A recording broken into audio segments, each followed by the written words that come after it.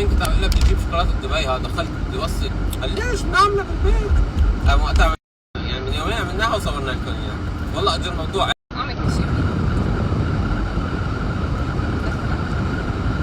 مش عارفه مع ديجان